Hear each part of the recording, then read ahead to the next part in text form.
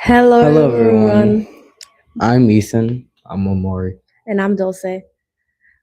Thank you for joining our 12 p.m. SOC Votathon Youth Takeover Edition.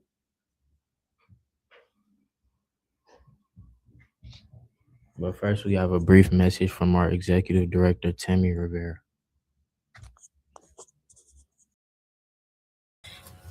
Hello, hola. You give me a second while I welcome our Spanish speakers. Voy a invitar a ustedes de habla español que participen en el foro hoy. Te vamos a compartir el número donde pueden tener acceso a todo lo que se dice hoy en español. El número es 646-749-3122. Aparece en la pantalla. Cuando le contestan su llamada, por favor compartan el código que es 779-328-221. Bienvenidos hoy. Hello, folks. Happy Fall Primary Election Day. It is a big election, and we're happy that you're here with us for many reasons, but especially because this is the lead up to some major elections, including the governor's race in the general fall election coming up in November. Before we get started, though, I want to let you know that there's a whole team of people that make these things happen. And we're not professional broadcasters like your news people, but we give it all that we can, and we give it the humble approach of serving our community in a time when folks need more information than ever about participating in our democracy. And so I'm Tammy Rivera. I'm the executive director and the lead organizer here at SOC. And then we have two people on production today, in-house producers. Our trainer, Stacy Carlos, who is an organizer, and she leads our public resources, including our safety initiatives. And she's our veteran staff, and she has become the trainer of trainers here for our production crew. And then we have Emily Gonzalez, who is also co-producing today. She is our youth program and communications coordinator. And Jorge is our program director, and he's leading this activity, this votathon today. And then Tony Chavez, our operations director, he is our sort of concierge and floating problem solver. Wilma Ortiz, who is our ops and project assistant, serves our community today by working at the voting polls. So we're grateful to her, and shout out to Wilma. I hope she has an incredible day. And if you see her, say hi. And then our favorite people on the team, we have our youth organizers, our youth organizing leads, Alexis Scroggins and Belle Smith. You'll see later in recordings, and they're on deck, as well as our new summer youth team members. We have two Marquette Fellows, Jocelyn Teles Jaro and Damaris Mirafuentes, who are with us, and we're so grateful for this partnership with Marquette and for having the both of them with us, who worked and is continuing to work with our youth. And then we also had a new summer youth employee, Jose Cruz Gonzalez, who helped to supervise the kids. And then we don't want to forget the people who are bringing our Spanish translation to those who that's their primary language in our community. Thank you to Yuseli for interpreting, and April Jimenez. We really appreciate you all being our vendors for bilingual services, and for all that you do in the community as well. I want to start out the day with a disclaimer. We provide this vote-a-thon 3 times a day, in the morning at 8, at 12, in the midday, which is the youth takeover. So if it's the morning, you don't want to miss that one. And if it's the evening, go back and watch it, because we'll be on 3 times a day. And but I want to share that we do this because we want to make sure our democracy is strong and that you all have as much information as you can to exercise your rights and your voice. And so we have a variety of guests and information that's going to be distributed throughout the day. And I want to make sure that you understand we're providing the platform, but not all the views and opinions may be shared by SOC. We're the vehicle. Bravo. Let's do a clap for anyone who voted early. If you're with us today and you voted early, please let us know. I voted early at the Zablocki Library. So grateful for you all who did that. Another reason why this is so important in the work that we do at SOC in this civic area is we're living in some really challenging times. We want to make sure a couple of things continue in our work in civic as a supplement and you know, an encouragement to your. One of the things we do is try to keep the census information before you, the consequences of that, which primarily is redistricting in our area, meaning like what changed, because those changes usually don't come with any support to the community in terms of information and education. So we do that all year round as we can to keep you involved within the 10 years, so that it's not just every 10 years, but you see that it's actually ongoing between those years. It's just the actual census takes place in that 10th year. And then the other thing we do is what we're doing now, getting out the vote, right? So making sure you know where to vote, what's the dates, the difference between the primary, which is now like how the parties have different candidates and they have to select one each. That's what's happening now. And then the actual election is in the fall. And then making sure that after you vote and people are elected, that you do year-round engagement, that you continue to observe those candidates, the promises they made, and support, you know, the things that are important to you that align with your values, but also hold the elected officials accountable. And you can do that through watching what committees they serve on, what bills they introduce, how they behave after the election. Are they still coming around and wanting to hear you and problem solve? And so those three things have been a regular part of our programming: census work, get out the vote, and then year-round engagement. And then, because of what's happened these last several years, is to really protect democracy and make sure that you have, you know, that your voice is heard and you have a right to vote. And then doing the work that we do is that you have a vehicle to organize to make your dreams, you know, come through, and that you can address your concerns. A couple of things we have evolved in the vote-a-thon since we first started it during the pandemic is that we learned that there are a lot of technical difficulties. So we have evolved to pre-record several interviews and pieces so you don't have a disruption and get discouraged. And so you may see us with, you know, different hair, different tops, different lipstick.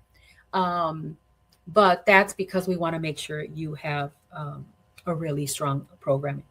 And so thank you for being with us. If you're with us, say hello. And then the youth recorded a message for you all that we're going to play now. Greetings, everyone. We are the SOC Youth. Heads up that we ask you to fill out the Votathon survey at the end of the program. This helps us make the changes and possibly improve the information provided. We can see how many of you are with us, but not your names unless you drop a hello in the comments section. If you voted early, let us know. If you voted today, let us know and share what voter number you were if you remember. SOC platforms available for you to connect with us are at office, in person, in community, Facebook, IG, LinkedIn, website at socmilwaukee.org, or YouTube. If you're a first-time voter like me, let us know and tag us in your story or drop it in the comments. Today, we'll be mentioning some resources to assist you with voting information. Also, remember, we are here live and you can call 414-672-8090. Hey, are you watching by yourself right now? Well, if so, have someone join you. If you have youth eager to make a change in your community like us, have them join our live stream.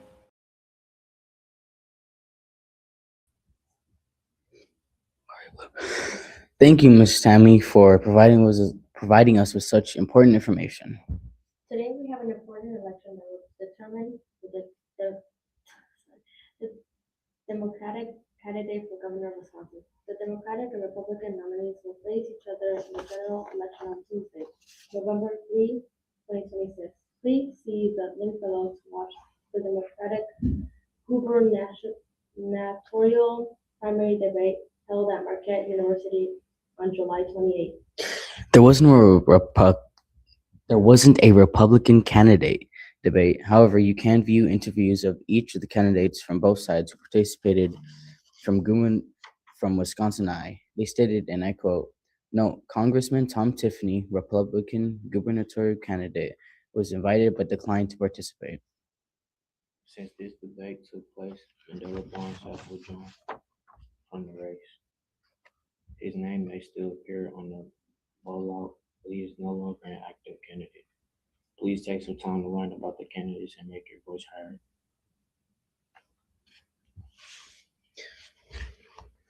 Remember, tu voto es tu voz. Now let's hear some updates from Christine Newman Ortiz from the Voces de la Frontera and Paulina Gutierrez from the Milwaukee Elections Committee. We're very grateful and honored to have the leader of our immigration and worker rights with us, the executive director of Voces de la Frontera, a great colleague and friend, Christine Newman Ortiz. Hola, Christine. Hi, Tammy. It's good to be here with you. And this is appreciate the service that you're providing for the community. Likewise, amiga, likewise. Christine, today we want to talk about with folks two things. Let's help folks understand what's really happening with ICE locally, and then two, how they can get involved. So let's start with ¿Qué está pasando? What's happening with ICE here in Milwaukee and our surrounding communities?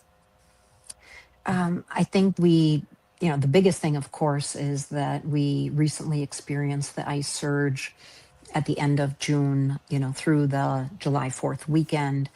And it's something that we knew there was already an uptick in ICE presence in Wisconsin, more people, as the administration has targeted everyone as deportable, regardless how long you've lived here, your ties to the community, your record. And during the ICE surge, we witnessed the same kind of violence and violations that we've been witnessing in multiple cities under this administration. And a lot of what we saw, we know that through the 1-800 hotline, that worked really well. And we encourage people to please save that on your phone. If you witness something that you see, where it looks like that could be an ICE, to call that in. And then those are volunteers that are trained that pick up. It's 24 hours, bilingual, actually multilingual, because we use a service. And then people who are then trained to go out and verify. And then we have the component around mutual aid to really try to see if people, have a legal assessment, try to connect them to legal resources, and then obviously like mutual aid and support through the Legal Defense Fund or the food pantry and other support that people need after such a traumatic experience. During that time here in Milwaukee, we had 57 people that were picked up by ICE, and it was done primarily with unmarked vehicles, men mostly with masks, wearing attire that primarily said police. So they were really kind of undermining the fact that it's Immigration Customs Enforcement who were mostly surrounding and blocking in people on their way out of their home. And in at least 7 cases here in Milwaukee where there was excessive use of violence, not identifying who they are, not presenting any kind of warrant, breaking in windows. In one case, someone said, I'm not gonna, open the door till you like tell me who you are and why you're trying to arrest me. And they just broke the window and said, like, you have no rights. And so we have documented those cases and plan to pursue them. Also, there were some cases of violations of local policy, such as in the District 2 parking, as well as in the Domes Park, Mitchell Park, where ICE carried out operations where they shouldn't have without authorization. So we're continuing to work with people impacted by that to document. We know of at least 2 cases of people who were victims of a crime. One of them is a member of ours, had a U visa pending, and another one was a victim of a crime as a minor, a serious crime, and had her court date against her the person who had committed the crime when she was picked up. And so both of them have been released because of a recent federal court decision that says that ICE cannot detain people if they are if they are in the process and are a victim of a crime. So this is a good decision and did contribute to not just the community support, but also, all of these pieces come together, but they were just recently were released, and we're continuing to work in cases where people have been, continue to be in deportation, were whisked away in Kentucky or Kansas. One is Milwaukee woman who miscarried in incarceration. Another one is in Texas, Colombian asylum seeker, a mom with her 8-year-old son. And so there's been obviously a lot of trauma because of this, but people are where there's support are fighting their deportation, and where there's a chance to do it. So this is really criminal what's happening, and really represents authoritarianism and abuse of power. They have $250 billion that's being taken away from healthcare, from public education, where they say we don't have enough money for that. But yet this kind of violence against working class people with, who represent absolutely no threat, are important contributing members of our community. And we're going to continue to witness more of this. This is explicitly racist agenda.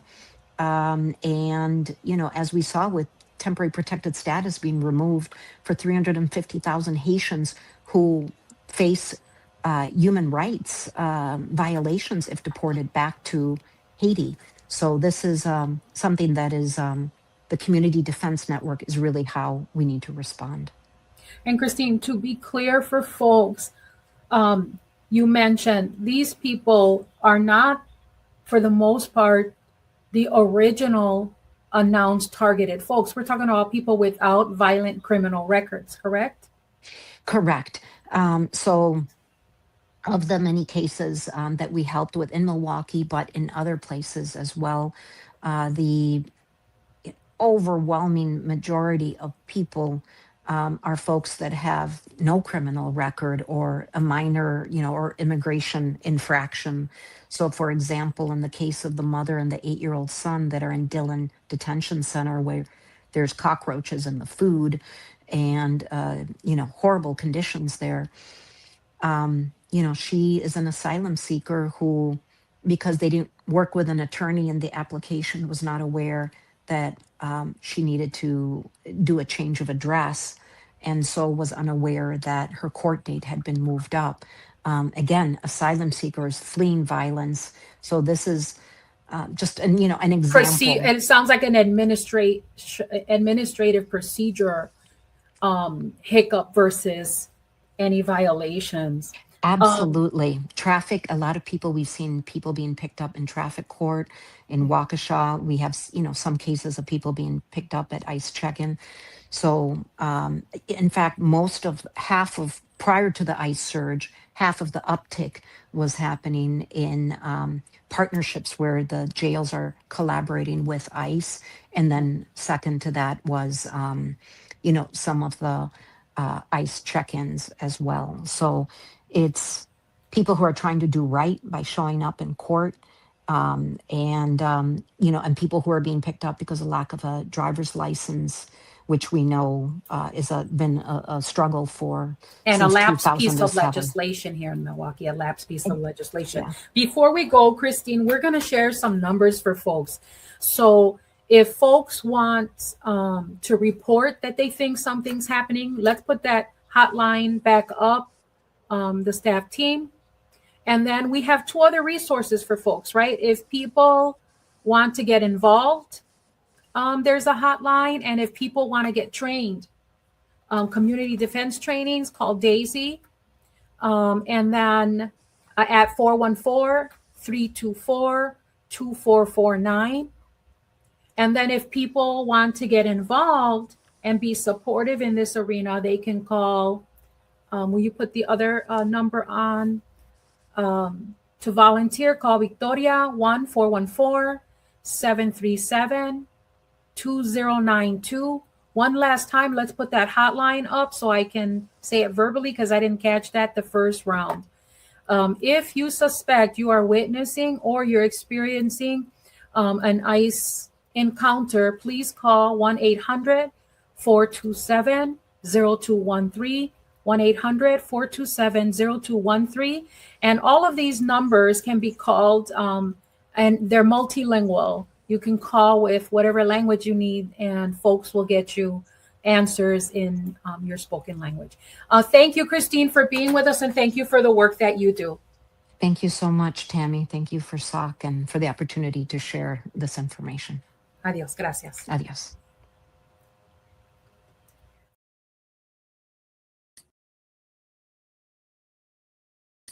Hello, everyone. I'm very excited to have Paulina Gutierrez, Executive Director of Milwaukee Election Commission, join us today. Thank you so much for being here with us. Thank you for inviting me. To begin, can you tell us what the City of Milwaukee Election Commission does and what your role is as an Executive Director? Definitely. Thank you for the question. So the City of Milwaukee Election Commission is the department that is solely focused on running elections for the entire city of Milwaukee. So we handle all elections, polling locations, and central count. We handle campaign committees. So anybody that wants to run for office, we help them navigate that process and get them on the ballot. We also do all of the certification and canvassing of an election here in the city of Milwaukee. Thank you for sharing. Paulina, can you help us understand how the Milwaukee Election Commission, poll workers, poll observers work together to ensure our elections remain free, fair, and secure? Of course. So one of the most important things people should know is that democracy is managed by your community. So it's your friends and neighbors, it's your local leaders who take the stand and say, we're going to protect democracy. So there's thousands of people that get up early in the morning on election day and swear an oath to protect the Constitution of the United States and the Constitution of Wisconsin and to protect democracy by administering elections. So our staff at the Milwaukee Election Commission, we spend all year planning for elections. As you can imagine, we have 178 polling locations, about 3,000 poll workers, hundreds of workers at central count, hundreds of thousands of ballots that we have to process, and we are only allowed to process them on election day. And so it's a big task that we have to do. The additional portion that's also very important are observers. So you as citizens and residents can go to any polling location on election day, can come to central count, you show your photo ID and sign in, and you can stand and watch the process. And so observers also play an important role in ensuring that the process is transparent, secure, and fair. And what happens on election day is as those that are familiar with it, you walk in, you show your ID. We have someone that's responsible for making sure you say who you are. You get issued a voter number, a ballot. It gets processed through the machine.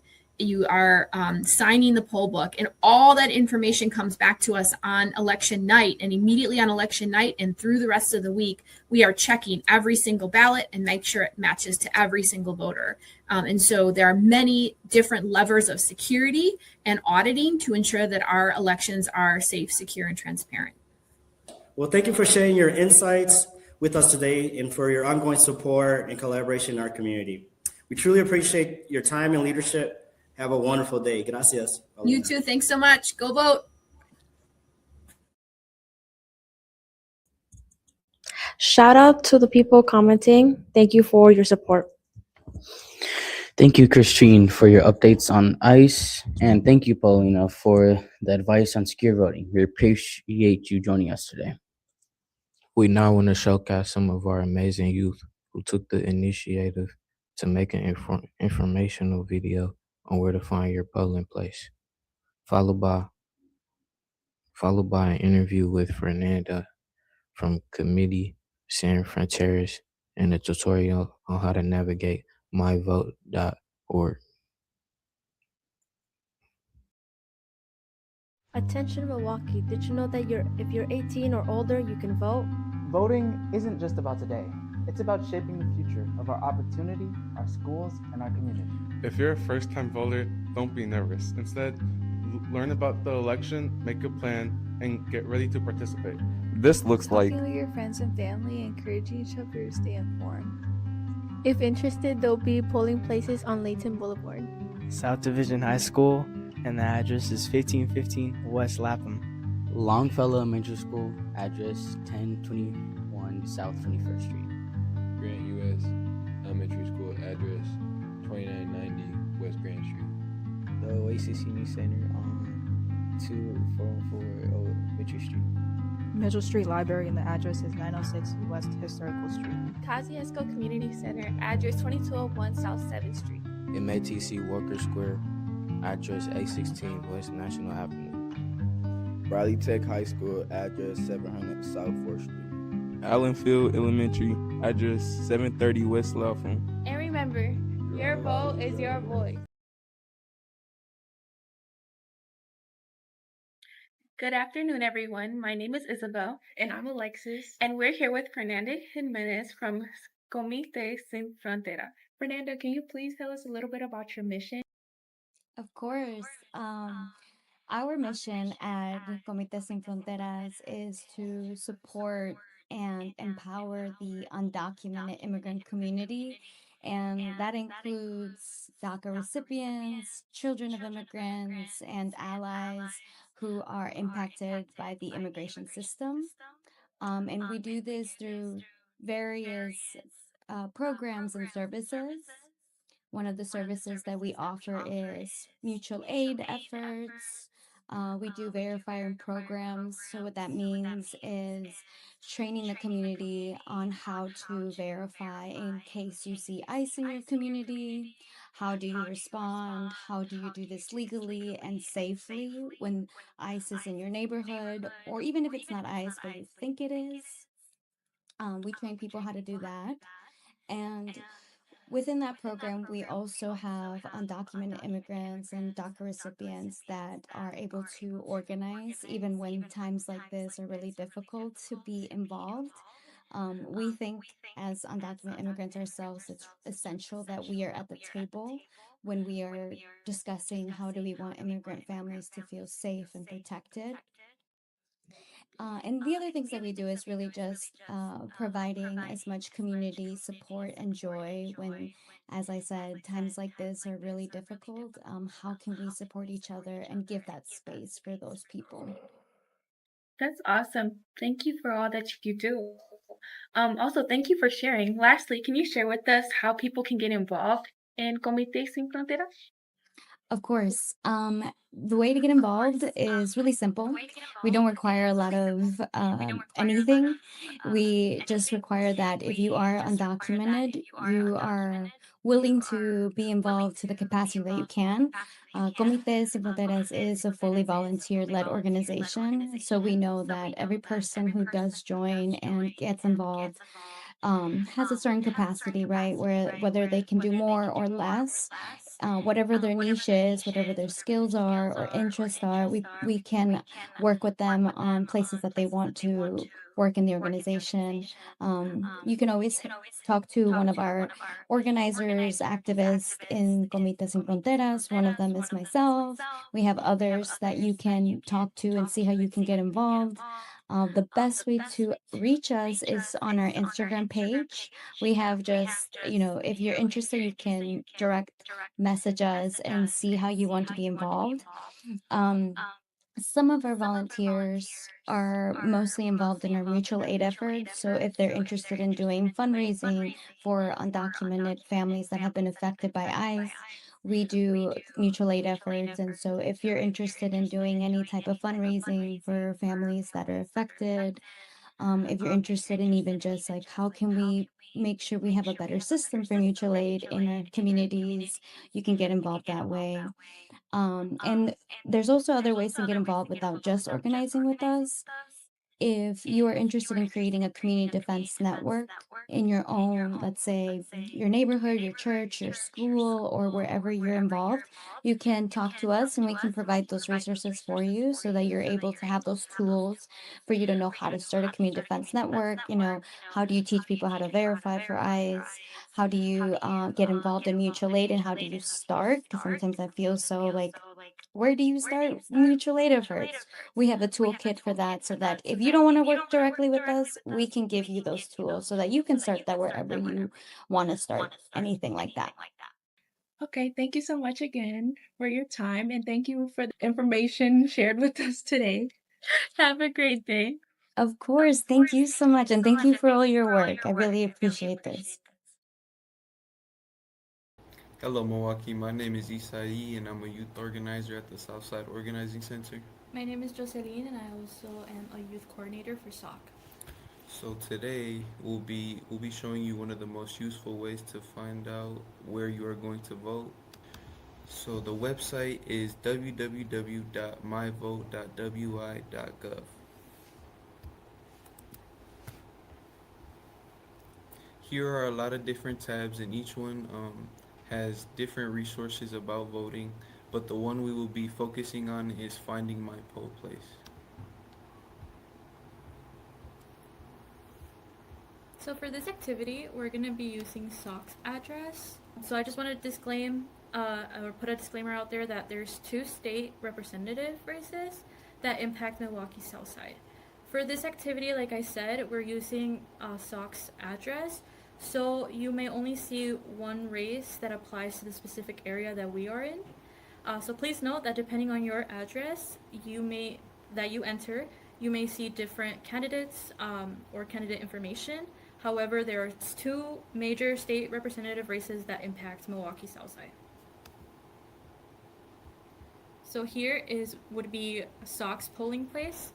So it gives you exactly the name or and the address of the nearest polling place to SOC.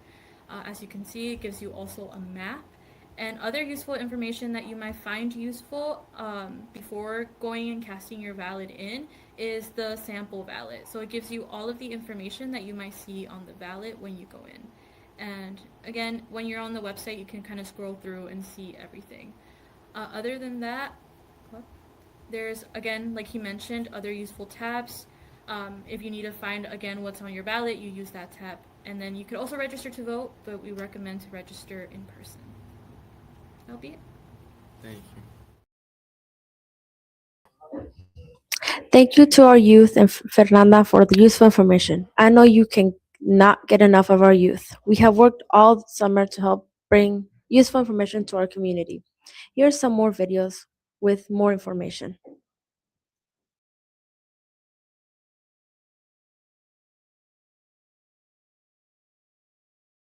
I think it's important to vote because it's one of the ways that we get to express our democracy and let our voice be heard. Voting helps make sure everybody's voice is heard and can improve the community and the country. I think it's important to vote because it gives you the power to create a positive change in your community. I think voting is important because your voice makes a positive impact in your community. Make sure you guys go vote. Hi, Anita. Thank you for Hello. joining us today. Thank you for having me. Could you please introduce yourself and give an overview of your organization, please? Sure. My name is Anita Johnson. I am the outreach and voting specialist for Souls to the Polls. Souls to the Polls believe that voting is our collective power, a tool that we use to build stronger and safer and more supportive communities. We know a strong voting bloc is key to pressing state and local leaders on issues like affordable housing, education, economic, gun violence, and government transparency. Together, we can build a block of engaged communities, members to channel our faith and bring 100,000 souls to the polls. We also give rides to the polls. And I'll probably repeat this number again. That's 414-742-1060.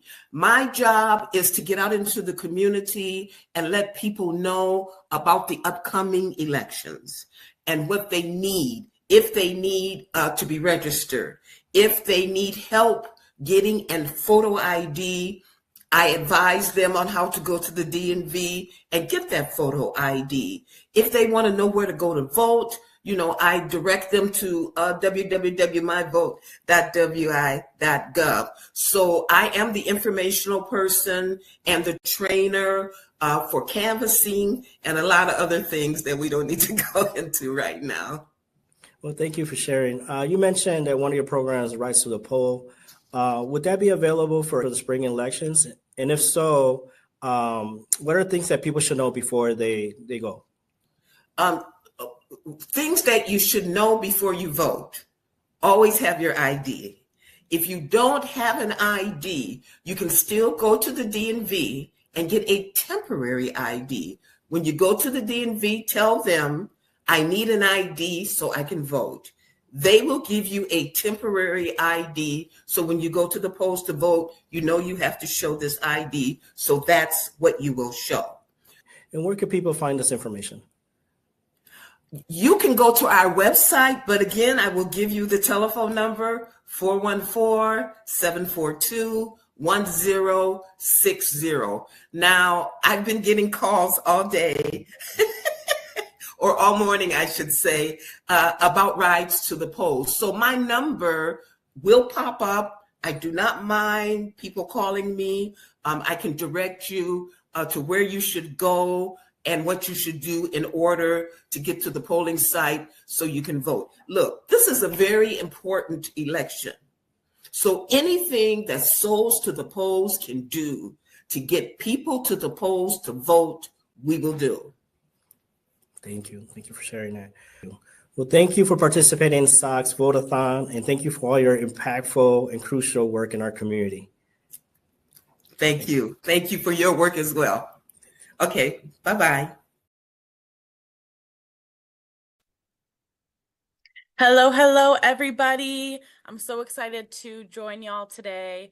Thank you, Southside Organizing, for putting together this amazing vote-a-thon for us all in the community. And thank you for inviting the ACLU to be a part of it. My name is Abby Holmuth. I'm the Youth Programs Manager. And today I'm going to give you some information about voter intimidation, hoping that none of us have to use it, but nonetheless, very important to be aware of it and have it in your pocket. If you're going to the polls today, feel free to take some screenshots as I go through. So let's get into it. Wisconsinites, happy Election Day. Real quick, if you're not familiar with the ACLU, our mission is to protect, defend, and expand civil rights and liberties for communities, all communities, particularly for communities historically denied their rights through nonpartisan advocacy, community education, litigation, and organizing in order to create a more just future for us all. So, voter intimidation, what is it? Federal law says that no person shall intimidate, threaten, coerce any other person for the purpose of interfering with their right of that person to vote or to vote as they may choose. So what does that mean? Some examples: aggressively questioning voters about their citizenship, criminal record, or any other qualifications that you need to vote. Falsely presenting oneself as an elections official, spreading false information about voter requirements, such as an ability to speak English, displaying false or misleading signs about voter fraud and the related criminal penalties, and any other harassment, particularly toward non-English speakers and voters of color that you may experience or you may witness. So some what if scenarios. At the polls, there may be something like an exit interview. Those have to be done 100 feet away from the polling entrance, the polling location. So if you see that, it is likely a professional journalist who is out there asking general questions about how your experience was that day. It's completely optional, and there should be no coercion or pressure to engage in that if you do not want to. Wearing candidate clothing or accessories, that is not allowed. So if you see it, feel free to report it and be sure to not engage in that yourself. If you are directly asked who you voted for by anybody, that is something you absolutely do not need to answer. And if it is in an intimidating fashion or an aggressive way, please feel free to report it.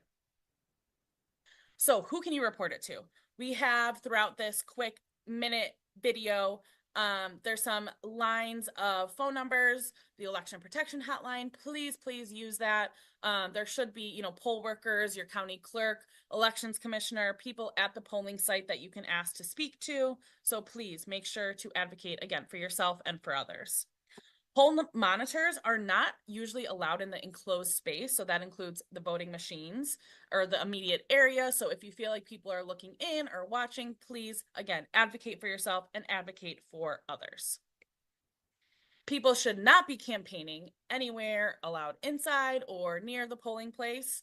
It can be permitted outside the polling place at a certain distance. So some states it's 200 feet. Again, it can depend. If it feels like it's less than 100 feet away, please report it. Police are allowed inside the polling place. However, if you're feeling intimidated or harassed by a police officer, you can also report that. Voting with disabilities, please feel free to take a screenshot of this. There are many different protected rights that if you have a disability that you are protected by federal law. So please feel free to take a screenshot at this. If you're not registered to vote, please don't freak out. You can always ask poll workers to double check. If you're not registered, ask if there's another list of voters. Sometimes you may also be able to check a statewide system if one is available. If they still can't find you, ask for a provisional ballot. All voters are entitled to that. Feel free to screenshot this as well. It is some voter ID, helpful information, what's accepted, what you can bring to the polling place with you today. And feel free to take a camera over this QR code. It is our voting rights guide. So it has all information that I couldn't fit into this short video today, but feel free to use it for this election, for future elections, and to share with friends and family.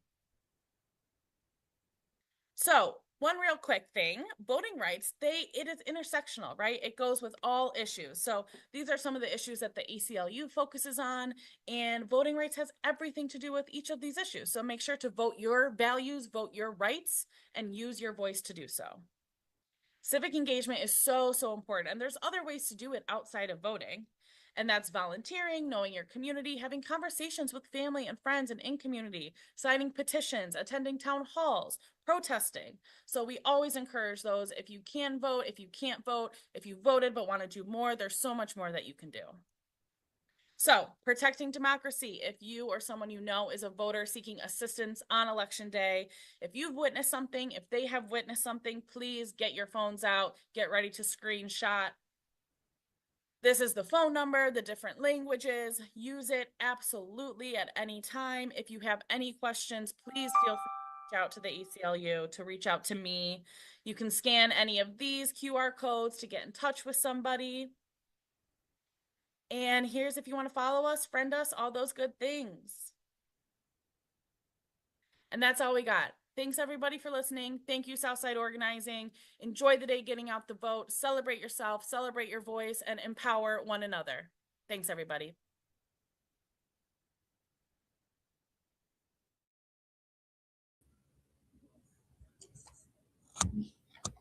Hello, everyone. My name is Leilani, and I'll be joining for the rest of the live. Thank you so much to all of our youth and to Anita and Abby for coming together, providing a lot of providing a lot of useful information to all of you. Hey guys, do Do you want to know what SOC has in store for the rest of the year? Oh yeah, I heard some really useful piece of information and events are coming up soon. Well, let's hear a little more about it then. We also want to share with you, we do this vote-a-thon as part of our civic program. It's our signature event. We also have a civic fest that's coming this fall, and we'll do a vote-a-thon again on November 3rd for the general election, where we'll select the governor and other electeds. But we want to tell you a little bit about the rest of the work we do. And we capture that in one of sort of our banner statements, which is, we are the gold and we own the gold collectively.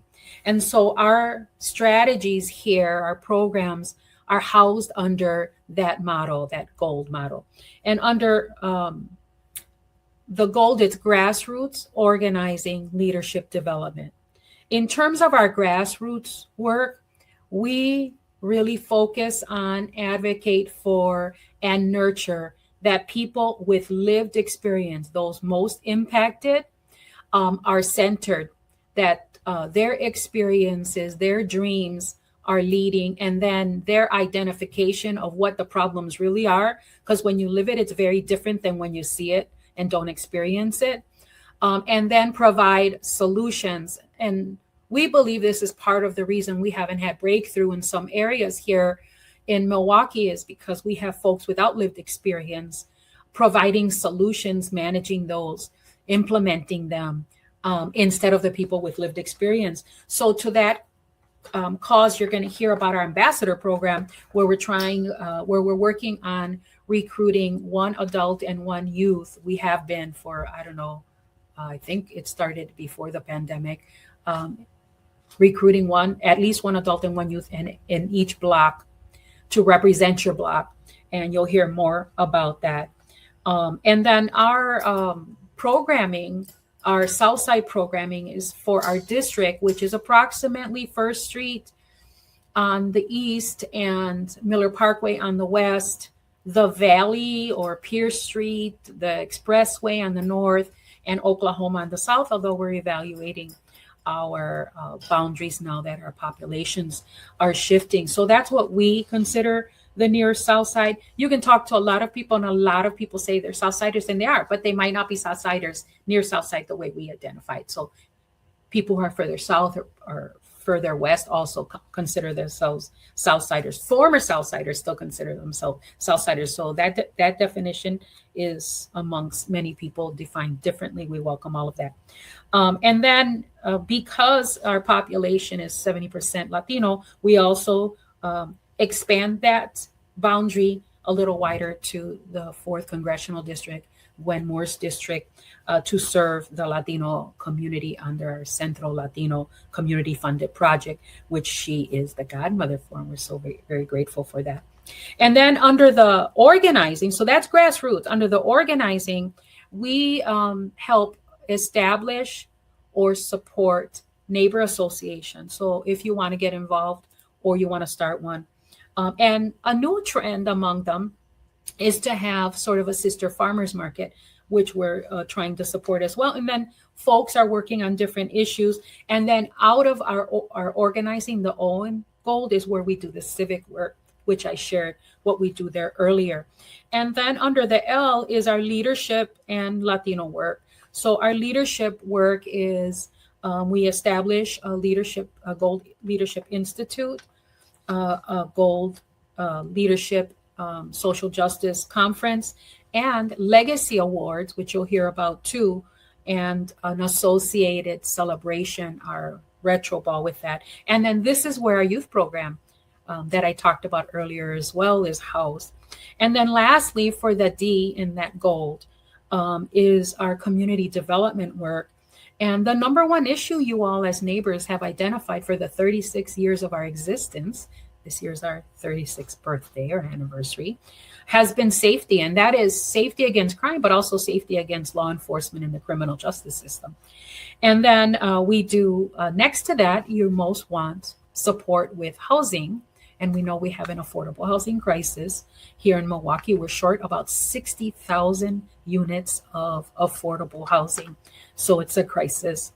and other public resources that are shared all the time, mostly city focused, because we are a selected and funded project. They provide funds for that type of our work. And we do neighborhood development.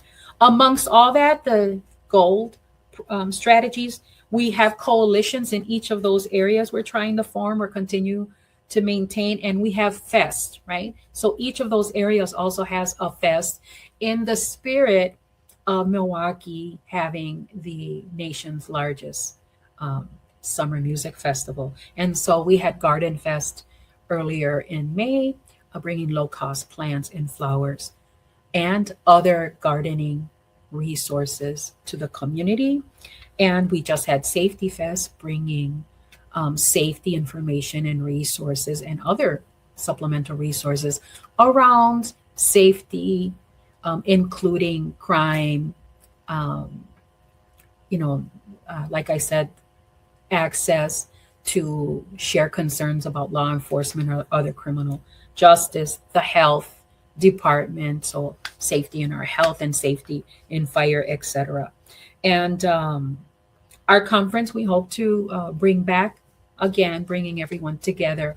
As I said before, people with lived experience, identifying their dreams, identifying the problems, and then providing solutions. So with us now, we're going to have the rest of our program staff share about their programs, including the youth, the civic, the ambassador program, the retro book. My name is Uri. My name is Joseph.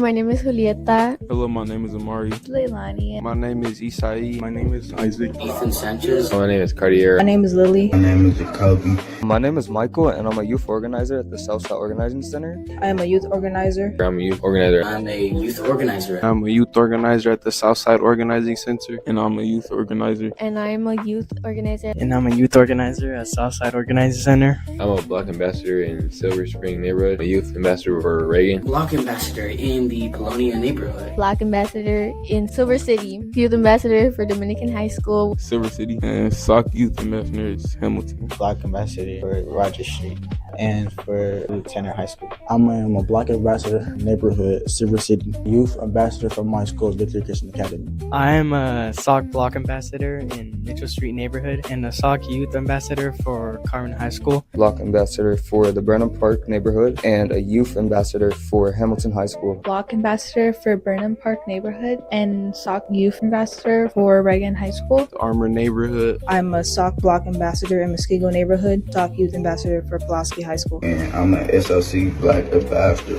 in Silver City neighborhood, youth ambassador for Pulaski High School. One thing I am proud of is being able to get a job. One thing I am proud of in myself is that I've been able to build a great self-esteem. How much I've grown. I'm like a very social person. One thing I'm proud of myself is having responsibilities and being a leader. I'm able to get experience for this job. And one thing I'm proud for myself is that I came here again for another year to be a youth Southside organizer. One thing I'm proud of for myself is my growth while being here. One thing I'm proud of myself is getting money. How good I experienced well with this job. My social skills have improved. My favorite thing to do is go on the college tours. The UWM and MyAd tour. It was cool to understand how other people view their perspective on school and how they like to do what they like to do. The tours, I like exploring places. Has been attending Youth Summit because it taught me a lot of things. One of my favorite things I did was go to Your Move MKE. One thing that I really love throughout this job is canvassing, giving out papers to people that they really need, like safety and civic information. I did 2 canvas and Safety Fest. It gave me experience to talk to people. Did Safety Fest. It was just fun. We had to learn new stuff. Safety Fest, because we came as a whole community to help everybody around and not just ourselves, but it helped us all see where we all come from and that we all struggle from the same stuff. Safety Fest, because there was a lot of great opportunities that we were able to see and a lot of resources that the community can use. Safety Fest was a great opportunity to inform people about voting. I really enjoyed helping the community out.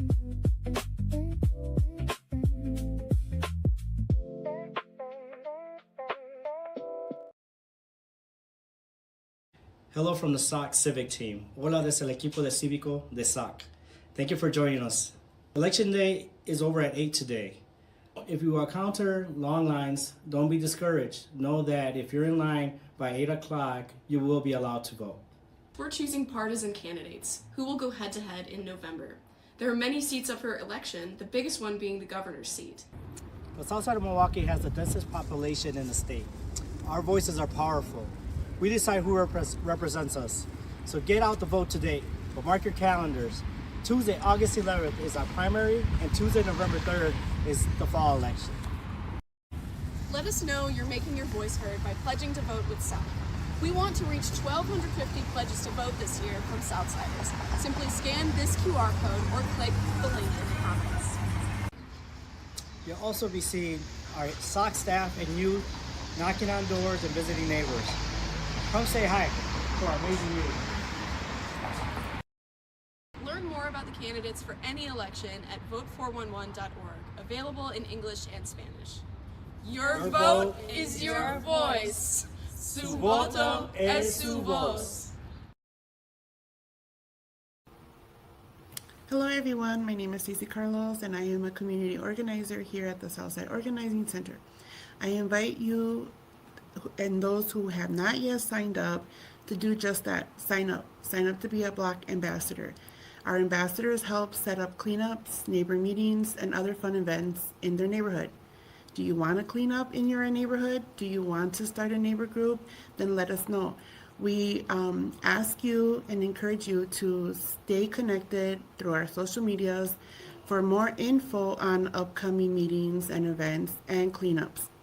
Also stay connected with us if there's an issue in your neighborhood. Some things that may need some extra attention and you would like some support from SOC, just hit us up and let us know. Thank you. Mark the date. Join us on Sweetest Day, Saturday, October 17th, 2026, for an evening celebrating legacy awardees from the past, present, and future. Enjoy Dia de los Muertos awardee altars. Experience a Legacy Live Walk of Fame and connect with our inspiring Legacy ambassadors. Stay tuned. More info to come in the upcoming weeks.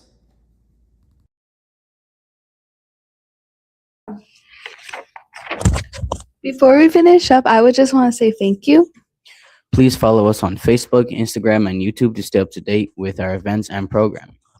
Please don't forget to complete today's vote-a-thon survey. There's a raffle for people who fill it out. The survey to win $25 gift card.